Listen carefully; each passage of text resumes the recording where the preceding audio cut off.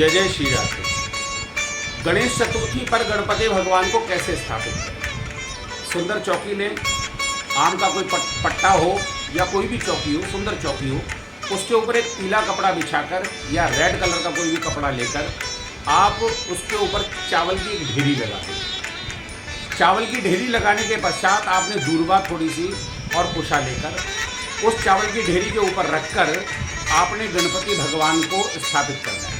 ये प्रक्रिया जब आप करें तो उस समय पर ओम गण गणपते नमः मंत्र का जप करें। ये अमोघ मंत्र है, सारी बाधाओं को दूर करने वाले हैं गणपति भगवान। यदि आप गणपति भगवान को स्थापित करके आप गण गणपते नमः मंत्र का जप करते हैं तो गणेश जी महाराज आपकी जीवन की सारी बाधाओं को दूर कर देंगे।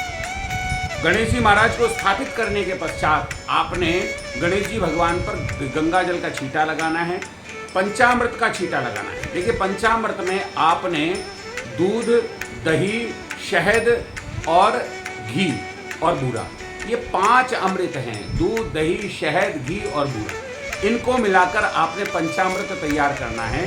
इसमें तुलसी न डालें क्योंकि गणपति भगवान पर तुलसी नहीं चढ़ती है।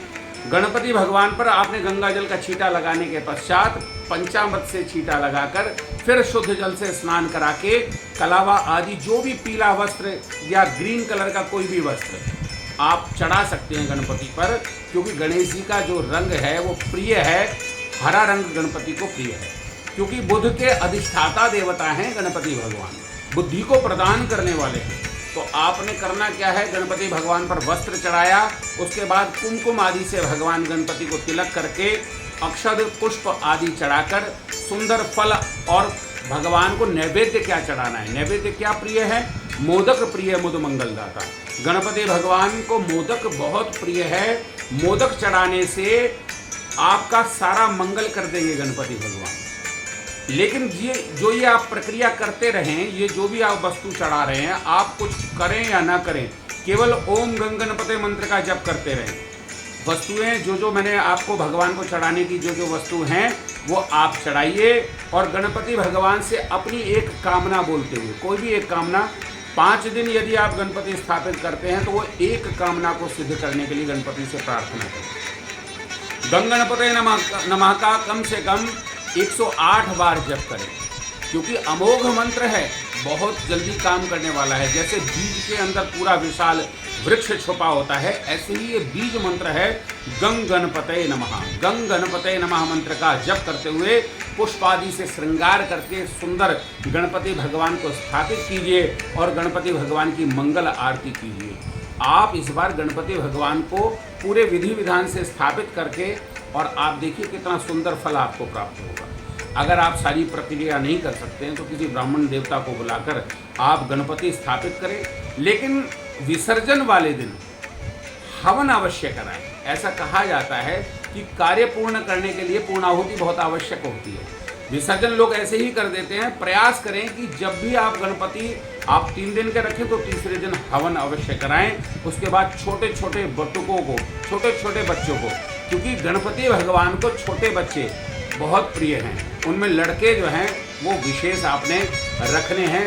लड़कों को आपने भोजन, जैसे हम नवरात्रि करते हैं तो माता के निमित्त हम छोटी छोटी कन्याओं को, 10 वर्ष से छोटी कन्याओं को भोजन कराते हैं, ऐसे ही गणपति भगवान को छोटे बच्चे जो हैं बहुत प्रिय हैं। आपको विद्या चाहिए, गणपति भगवान देंगे। विद्यार्थी लभते विद्याम, धनार्थी लभते धनम, धन चाहिए तो भी देंगे। और मोक्षार्थी लभते गतिम, मोक्ष भी देने वाले हैं। संसार के जो 4 चतुर्वर्ग पुरुषार्थ हैं वो देने वाले गणपति भगवान हैं। धर्म, अर्थ, काम, मोक्ष देने वाले गणपति भगवान हैं। इसलिए कोई भी जब कार्य प्रारंभ किया जाता है तो हमारे कार्य में बाधा ना आए, इसलिए हम श्री गणेश बोलते हैं। श्री गणेशाय नमः ये बोलकर हम कार्य प्रारंभ करते हैं। तो समझ लीजिए कि आप यहाँ से एक अपना नया जीवन प्रारंभ कर रहे हैं, अपने एक नए रास्ते पर आप जा रहे हैं।